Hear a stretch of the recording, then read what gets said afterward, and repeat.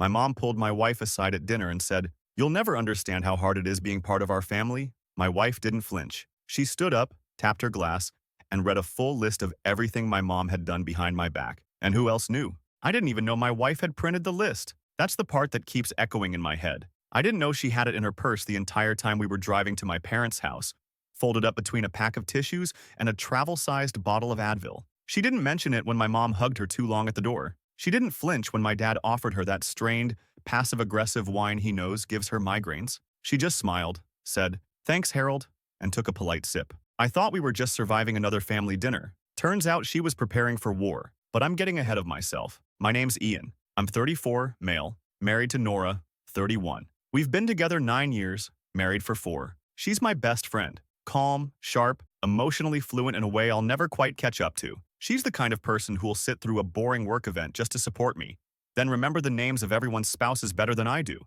Everyone who meets her likes her, except, of course, my mother. My mom, Diane, 62, is a lot. She calls herself traditional. That's her word. She's a devout believer in proper behavior, church on Sundays, family name pride, and unsolicited opinions. She's also the kind of woman who will rearrange your kitchen drawers when visiting because it makes more sense. Nora calls it benevolent tyranny. I used to laugh. I don't anymore. For the first couple years of our relationship, Mom tried to be subtle about her disapproval, the usual backhanded compliments. "You look so professional today, Nora. I almost didn't recognize you." Or, "Wow, you actually cook? That's so refreshing in your generation." Then it escalated to things like giving me a framed photo of me and my ex on my birthday, with the caption, "Back when you smiled more." Or telling Nora at our engagement party that marriage is a burden, but at least you're used to carrying Ian's weight. I didn't always defend Nora the way I should have. That's on me. I made excuses, tried to smooth it over. That's just how Mom is. She doesn't mean anything by it. She'll come around. Nora would nod, but I could see her tensing more every time. Then we got married, and the masks came off. We'd host dinners, and Diane would correct Nora's recipes mid-meal. She'd bring up my ex, Sarah, as if she were some long-lost royal the family mourned. At Thanksgiving last year, she asked Nora, loud enough for everyone to hear, whether we were having fertility issues or if some women just aren't built for motherhood. That one almost broke us. Nora cried in the car on the way home, quietly, shoulders shaking. She never sobs, not really, but that night, she did. I told her I'd talk to my mom. I told her I'd set boundaries, and I meant it. I really did. But the thing about growing up in a house like mine is, you learn to keep the peace at your own expense. I didn't see how much it was costing her. Fast forward to this dinner. It was supposed to be a birthday for my dad, just family. We brought a bottle of wine and a bundt cake from Nora's favorite bakery. I thought if we stayed under 2 hours, kept things light, avoided politics and pregnancies, we'd be fine. Then Mom leaned in, just as Nora was clearing plates. She said it low, but not low enough. "You'll never understand how hard it is being part of our family." And my wife, my quiet, observant, too patient for her own good wife, stood up, calm, controlled. Then she tapped her glass. What happened next is still burned into my brain like a brand. She tapped her glass once, light, polite, the way people do before giving a toast, except the room went dead silent, like it already knew this wasn't going to be a toast. Even my dad, who usually tunes everything out unless it involves meat or sports, looked up from his plate. My sister, Emily, 36, married to a guy who thinks crypto is a personality, actually put her phone down. That's how surreal it got. Nora stood there, not smiling, not angry, just eerily calm. That kind of quiet where you know the storm's already inside the walls and it's too late to run. "I wasn't going to say anything tonight," she began. Her voice was steady, but I saw the way her fingers were curled around the folded sheet of paper she'd just pulled from her purse. "But Diane, since you brought it up, how hard it is to be part of your family, I think it's time we all talk about what that's actually meant." My stomach dropped. I felt it physically, that sinking, nauseous lurch like when you miss a step going down the stairs. I didn't know what she was about to say, but I knew that tone. I knew Nora had reached her limit. My mom froze. She gave this tight little laugh, like Nora must be joking, like she was still in control. "Sweetheart, this really isn't—" Nora cut her off. "June 14th, she said, reading from the paper. "You told Ian's ex, Sarah, that he still loved her, that he only married me because I pressured him. You told her, and I quote, 'He still talks about you when he's drunk.'" Her eyes didn't leave my mom's face. "Except he doesn't drink." My dad looked over at my mom, stunned. "Sarah? That was nearly 5 years ago. We'd been married 6 months. And she recorded it," Nora continued. "She sent me the audio last year when you messaged her again on Facebook." There was a rustle of discomfort around the table. My sister muttered, "Jesus," under her breath. I couldn't move. I couldn't breathe. December 2nd. Nora went on, flipping the page. You called Ian's job pretending to be his concerned mother and told HR he was showing signs of depression and erratic behavior. You thought it would pressure him into quitting and moving back home. It almost cost him a promotion. My dad sat back in his chair like he'd been hit. Diane, what the hell? But my mom? She didn't deny it. She just scoffed. I was trying to protect him. He wasn't himself. You don't know what he's like under stress. I do, Nora said coldly. I've lived with him through layoffs, surgeries, and your constant harassment. He's the most stable person I know. It wasn't just what she said. It was how she said it. Not emotional, not wounded, like she was reading off a list of crimes, which she literally was. January 12th, Nora said. You told Ian's friend Mark not to invite me to his wedding because, quote, we're not sure she's going to last long. He showed me the texts, and the ones you sent after saying I'd alienated Ian from his blood. My hands were clenched under the table. I didn't even realize it until my nails started digging into my palms. And finally, Nora said, voice softening just slightly, 2 weeks ago, you asked Emily if she'd consider being Ian's medical proxy because, quote, I don't trust that woman not to pull the plug if things got hard. Emily gasped. Mom? I didn't mean it like that, Diane started, voice rising. But Nora cut her off again. The only reason I found out is because Emily, for once, had the decency to tell me. So, thank you, Emily. I genuinely mean that. My mom stood up then, face red and trembling. This is a setup, she spat. You're trying to humiliate me in my own house. Nora looked at her, dead in the eye. No, Diane, she said. You did that all on your own. Then she looked at me. Ian, if you have anything to say, now's the time. And I had no idea what to say, because every word she'd spoken was true, and I'd known more of it than I'd ever admitted out loud. I wanted to say something, anything, but the words just sat there, stuck in my throat like cement. Because here's the truth I hadn't let myself say out loud until that moment. I knew, not everything, God, not the full extent of what Nora just unloaded, but enough. Enough to make me complicit. I knew about the Facebook messages to Sarah. Sarah showed me them last year and I just brushed it off. Said Mom was probably going through something. Told Nora it was probably a misunderstanding, that she was reading too much into it. I let it slide. I knew about the weird call from HR. The whole department was buzzing about anonymous family interference, and I had my suspicions. I asked Mom about it once, offhand, and she smiled and said, well, maybe they needed to hear some truth about how hard you've been working. And still, I let it go. Because conflict with my mother is like stepping into quicksand. The moment you push back, she drags you deeper, wraps it in guilt, and drowns you with her tears. I've seen her cry harder over someone confronting her about gossip than she did at her own mother's funeral. And somewhere along the way, I learned it was easier to just manage her. Let things go. Smooth them over. But Nora didn't smooth things over. She set them on fire. My mom was shaking now, actually trembling, but not in shame, in rage. You ungrateful little girl, she snapped. I let you into this family. I've tolerated your coldness, your disrespect, your little feminist superiority complex. Mom, I said sharply. She turned to me like I'd slapped her. Ian, you're going to sit there and let her… Sit down, I said. My voice came out low, quiet, but she heard it. The table was dead quiet. My mom's mouth opened, then closed. She didn't sit, but she didn't speak either. I looked at my wife, really looked at her. She wasn't angry now. She looked tired, like the years of biting her tongue had finally caught up and she was just done. I stood up. Nora, I said, thank you for saying all of that. For having the courage I didn't. Her eyes flicked toward me, uncertain, and I turned to the table. Every word she said is true, I said. And if anyone wants to see the messages or the recordings, I've got the same files she does. I've seen them. I've known. I didn't stop it. That's on me. Emily looked stricken. Her husband looked like he wanted to be anywhere else. My dad had sunk back in his chair like he was aging in real time. I spent most of my life thinking it was my job to keep the peace, I went on. To ignore the comments, smooth over the tension, protect everyone's feelings, except Nora's. My mom scoffed. Oh, give me a break. No, I said, sharper now. You don't get to play victim right now. Not tonight. Not after everything. She shook her head, lips pressed into a tight, bitter line. You're choosing her over your own mother.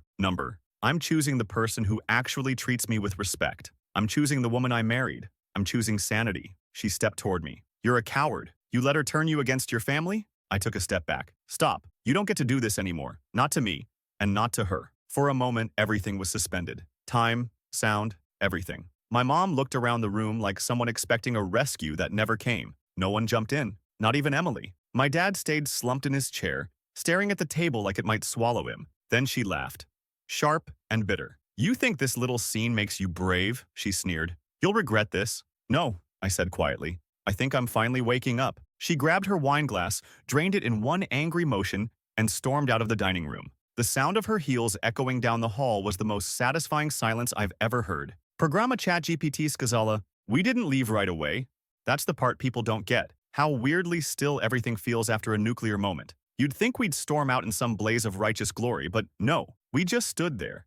Me and Nora, in that quiet, broken dining room surrounded by people who didn't know where to look. Emily kept glancing between me and the hallway like she was trying to decide whether to follow Mom or pretend she didn't exist. Her husband was awkwardly buttering a roll he clearly didn't want. My dad looked old. Just old. Not angry, not shocked, just small, like a man who'd run out of places to hide. I looked at him and asked the first real question I'd asked him in probably a decade. You knew, didn't you? He blinked slowly, then nodded once. Some of it, he said. I didn't think it would ever get this far. Nora turned her head away. I could tell she was holding back something sharp. She didn't want to aim it at him. Not because he didn't deserve it, but because he wasn't the target. He was the bystander who watched the car crash and took out his phone to record instead of helping. You let her sabotage my marriage, I said. You let her call my job, harass my wife, manipulate people, and you just sat there? He swallowed hard. It's easier to keep her calm than to set her off. Nora actually laughed at that, this soft, bitter sound that made everyone flinch. Wow, she said. That really sums it up, doesn't it? And it did. My entire childhood suddenly made perfect sense. It was never about doing the right thing. It was about avoiding her wrath. Dad didn't pick sides. He picked peace, or at least the illusion of it. I'm sorry, he muttered. I didn't respond. I couldn't. There was no air left in my chest. I looked at Nora. Let's go. She nodded, still composed, not triumphant, just resolute. We left the bundt cake on the table. As we got in the car, my phone buzzed. A text from Emily. I didn't know about the medical proxy thing, I swear.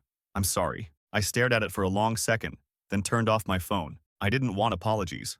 I wanted space. We drove in silence for about 5 minutes. Then Nora said something I'll never forget. I didn't do that for revenge, she said. I did it because I needed to know if you'd still stand next to me when the truth came out. And I said the only honest thing I could. I should have stood up a long time ago. She didn't respond. But she reached over and took my hand. And in that moment, I knew we weren't broken. We were just starting to put things back together. But the thing about fire is, it spreads. And 2 days later, I found out what my mom did after we left. Update 1. First off, thank you. Seriously, I didn't expect that post to blow up, but damn, reading through the comments, the messages, the DMs, it was like holding a mirror up to everything I'd been afraid to see. Some of y'all were harsh, yeah, but I needed it. One comment said, your mom didn't just sabotage your marriage, she trained you to accept it. That hit me like a truck. Another one just said, grow a spine, Ian. Fair. Okay. So here's what happened after that dinner. 2 days later, Nora got a message on Instagram from one of her coworkers. It was a screenshot of a Facebook post, public, not private, from my mom. It started with, families fall apart when outsiders sow discord. My heart breaks for what jealousy and manipulation have done to my once loving son. Then she named Nora, by name, called her controlling, said she isolated Ian from his roots, and, get this, accused her of emotional abuse and threatening to take the grandchildren away. We don't have kids. Let me say that again for the people in the back. We don't have kids. The post included a photo of us from our wedding day, cropped so it looked like I was frowning. I wasn't, and ended with this absolutely deranged line. We tried to love her, but some women cannot be reached. It had 47 comments when we saw it. By the end of the day, it had over 200. And you know what? Half of them were from extended family and church friends I haven't heard from in years. Most saying crap like, praying for your strength, Diane, or a mother's love should never be cast aside. But the other half? Oh man. People showed up. One of her old co-workers commented, you tried to love her? Diane, you literally called her an intruder at Easter brunch. Another one posted a link to the actual audio Nora had from that Sarah call. Apparently, Sarah had shared it with her sister, and her sister shared it on Facebook. I didn't even know that was possible. But here we are. By 10 p.m., my mom had taken down the post. By 11 p.m., she'd blocked me, Nora, and half our family on everything. By morning, my dad showed up at our house, and y'all, he looked like he hadn't slept in days. He sat on our porch holding a grocery bag with 3 things inside, a manila envelope, his wedding ring, and an unopened letter addressed to Nora. I didn't know she was posting that stuff, he said. But after it went up, she screamed at me for not defending her, said I was emasculated and corrupted by Nora's poison. Then she started throwing plates. He'd left that night, slept in his car. Inside the manila envelope, copies of therapy notes from 1998 when he and my mom did marital counseling. Stuff she made him sign, promising to support her authority in front of the children. Dozens of them. like contracts. She made me believe I had no choice, he said. Nora read the letter she'd written. It was short, apologetic, honest. She said she was sorry for letting things fester, that she knew she'd hurt her, even unintentionally, that she didn't want revenge, just truth and peace. Nora cried when she read it, quietly, into her hands. Me? I didn't know what to feel. Anger, sure, guilt, grief, but more than anything, clarity. For the first time, I saw the difference between being born into a family and building one. And I knew what had to happen next, because my mom wasn't done, not even close. It started with the damn casserole, a week after the Facebook post blew up, after my dad left her, after Nora and I thought maybe, just maybe, it was finally quiet. She showed up, middle of a Sunday, no call, no knock. I was fixing a leaky pipe under the kitchen sink when I heard the screen door slam. Nora peeked out the window and stiffened, then turned to me and said, "She's on the porch." I wiped my hands. My stomach dropped. She was standing there with her signature fake smile mask, wearing pearls and holding a glass dish wrapped in aluminum foil like we were characters in some suburban redemption fantasy. "I just came to make peace," she said when I opened the door. "A little tuna casserole. Your favorite." I didn't invite her in. Nora stayed behind me, arms folded. My mom's eyes flicked to her, then back to me. I thought maybe we could sit down, talk like adults, just the three of us. We're still family after all. "No," I said. Calm, final. That's when the smile cracked. Her voice dropped low. "You're really going to let her ruin this? Everything I built for this family?" "You didn't build anything," I said. "You controlled. You lied. You broke people down to feel powerful." Her face twisted. "You think I'm the villain? You don't even see how she's brainwashed you." And then, because I still, in some part of me, thought she might hear me, I said the dumbest thing I could have. "There's still time to fix things, Mom, but only if you take responsibility." She blinked. Something shifted. Something behind her eyes, like a curtain being ripped down. "You're not my son," she said flatly. "You're a traitor. You're hers now." And then, swear to God, she launched the casserole at the porch railing. It exploded. Glass and noodles and tuna everywhere. She screamed something incoherent and stormed off, heels clacking down our driveway like gunshots. I stood there, stunned, a hunk of pasta sliding down my front step. Nora just muttered, "Jesus Christ," and went inside. I thought that would be the last of it. I was wrong. The next day, I got a call from Pastor Rick, small community church I grew up in. My parents are heavily involved. Rick's this old school guy, always been kind to me, officiated our wedding. "Ian," he said gently, "I've received some troubling messages from your mother." "What kind of messages?" "Well, she says you and Nora are considering divorce, that you've been isolated, emotionally manipulated, possibly even abused." My jaw clenched. "That's a lie," he sighed. I figured. "But she's persistent, and she's been talking to the church board." I thanked him and hung up. Then Nora walked in, holding her phone. "She just tagged me in a post," she said, handing it to me. The post was a photo of an empty nursery, captioned, "Some women want husbands but not families. My prayers are with the children never born because of selfishness." The comments were already pouring in. I should have felt rage, but what I felt was colder than that, resolved. Because here's the thing about growing up with a woman like my mother. You learn early how much image matters to her. Church reputation, social clout, community perception. So I made a call to Pastor Rick. "Can I speak next Sunday?" I asked. "Just a few minutes after the sermon." He hesitated. "Ian, I need to set the record straight.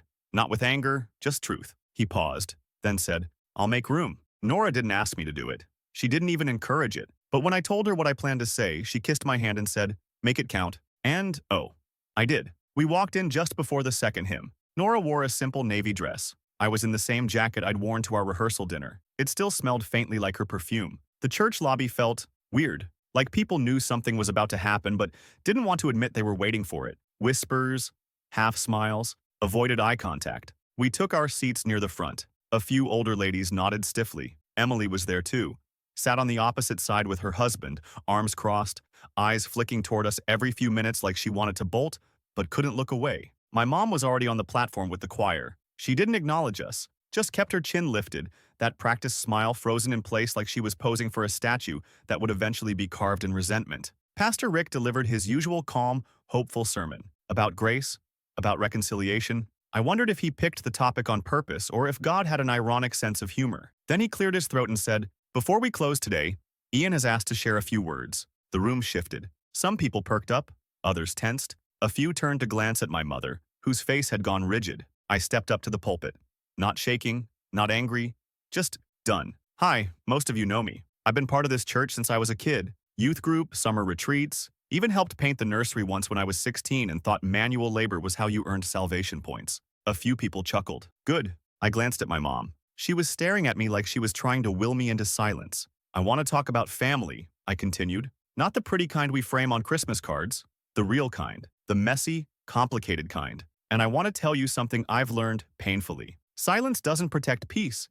It protects abuse. A murmur ran through the room. For years, I stayed quiet. When my wife was insulted at holidays, when private conversations were twisted and shared, when my own mother called my job and tried to sabotage my career, I said nothing. I told myself I was keeping the peace. I paused. But what I was really doing was enabling harm, and that stops today. Someone in the third row gasped. I kept going. You may have seen posts online recently. My mother suggested that Nora, my wife, is manipulative, controlling, even abusive, that she's isolated me. I took a breath. Here's what Nora actually did. She stood beside me while I unlearned decades of guilt and control. She supported me through therapy, through nights I questioned if I was broken, through every single time I was gaslit into believing I was the problem. Dead silence. She saved me. And if defending her means losing the approval of people who never protected me in the first place, so be it. My voice cracked there, but I didn't stop. To those of you who've quietly supported my mom through all this, liked her posts, nodded at her stories, offered her sympathy without asking for both sides, I see you, and I hope you think about what that silence costs.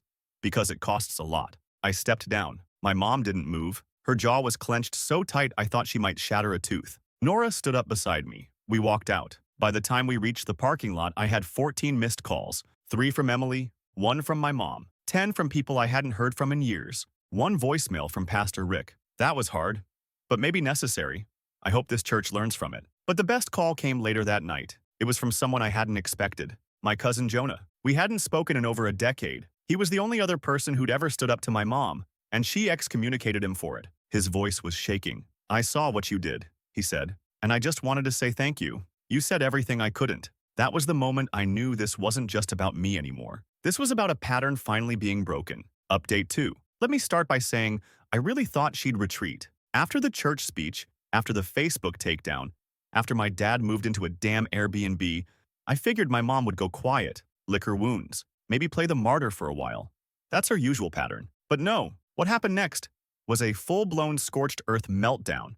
And Nora and I, we didn't just brace for it, we planned for it. So let's rewind. 2 days after the church incident, Nora gets a voicemail from her HR department. Hi Nora, we just wanted to give you a heads up. Someone called our ethics hotline and left an anonymous report. It's about you possibly misusing school funds and indoctrinating students with anti-family propaganda. Just giving you a heads up, we're not taking it seriously, but yep, my mom called Nora's employer with a fake report, accusing her of misusing school resources and, this part kills me, being anti-family, as if this woman hadn't tried to destroy ours every single day. I saw red, but Nora? Nora went full chess master. She already suspected my mom might pull something, so she'd been keeping meticulous records for months, screen-recorded social posts, logged every incident, saved voicemails, texts, even those weird passive-aggressive cards my mom used to send in the mail. She filed a formal harassment report, with dates, receipts, witness statements. And then, we went nuclear.